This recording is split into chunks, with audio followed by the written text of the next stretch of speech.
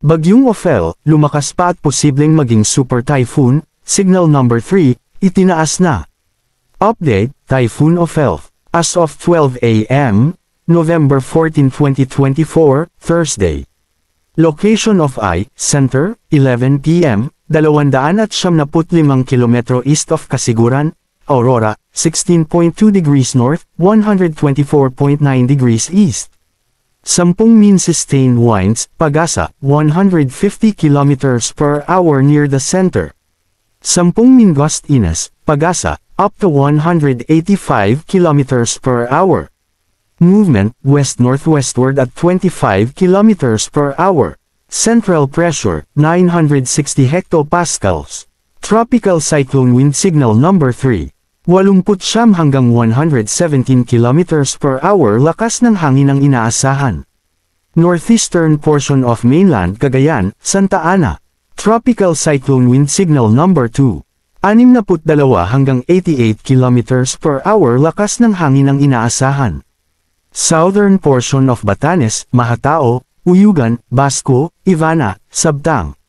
Rest of Cagayan including Babuyan Islands. Northern and eastern portions of Isabela, Macunacon, Divilacan, Palanan, San Pablo, Cabagan, Santa Maria, Santo Tomas, Tumawini, Ilagan City. Apayao, northern portion of Ilocos Norte, Carasi, Vintar, Burgos, Adams, Pagudpod, Bangi, Dumalneg. Tropical cyclone wind signal number 1. 39 hanggang 61 km per hour lakas ng hangin ang inaasahan. Rest of Batanes, rest of Isabela, Quirino, northern portion of Nueva Vizcaya, Kasibu, Ambagyo, Solano, Bayumbong, Quezon, Bagabag, Diadi, Villaverde. Kalinga, Abra, Mountain Province, Ifugao, rest of Ilocos Norte, northern portion of Ilocos Sur, Sinait, Cabugao, San Juan, San Ildefonso, Magsingal, Santo Domingo, Bantay, San Vicente, City of Vigan, Kawayan, Santa Catalina, Santa, Nagbukel, Narvacan.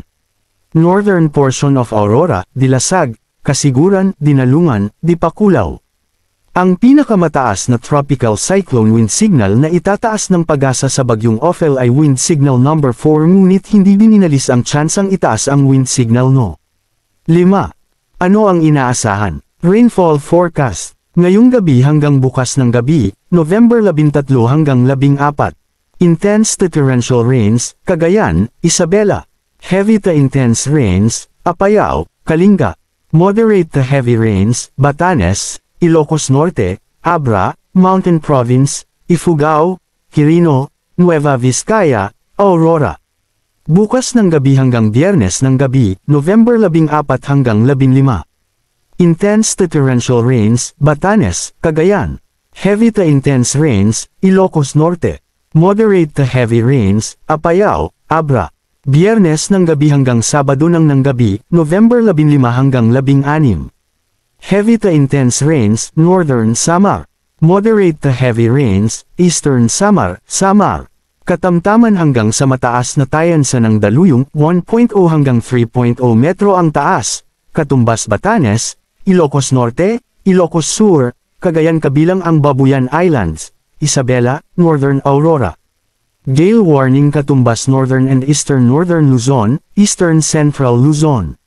Napakaalon hanggang sa mataas na alon, 5.0 hanggang 10.0 metro ang taas, mainland Cagayan, Babuyan Islands, Isabela, Northern Aurora. Maalon na karagatan, 3.5 hanggang 4.5 metro ang taas, Batanes, Northern and Eastern Catanduanes and Polillo Islands, West of Aurora, Camarines Norte, Northern Quezon, Northern Ilocos Norte and Camarines Sur.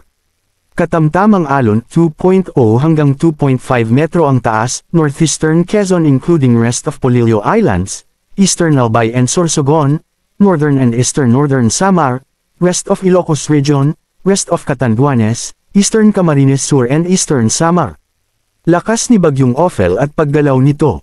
Ang Bagyong Ophel ay inaasahang patuloy na kikilos sa direksyon na west-northwestward o northwestward hanggang tatama o maglandfall ito sa silangang Cagayan o Isabela bukas ng hapon. Pagkatapos nito ay susulpot ito sa Babuyan at Balintang Channels ngayong Biyernes, November 15, at maglandfall o dadaan malapit sa Babuyan Islands, at kikilos sa direksyon na northeastward ngayong Sabado patungong katubigan silangan ng Taiwan. Inaasahang magpapatuloy ang paglakas ng bagyong Ophel sa loob ng 24 oras hanggang maglandfall ito habang nasa kanyang peak intensity. Dahil nasa favorable environmental conditions ngayon ang bagyo ay posible itong maging super typhoon bago maglandfall. Inaasahang magsimula ang paghina ng bagyo pagdating nito sa Taiwan. May inaasahang pagbabago pa sa forecast track ng bagyo sa mga susunod na updates. Pinapayuhan ang lahat ng mga residente sa mga nabanggit na lugar na maghanda sa posibleng mga epekto nito kagaya ng mga pagbaha, pagguho ng lupa, malakas na pagbagso ng hangin, malalaking alon, at storm surge at palaging naka-antibay sa mga susunod na updates.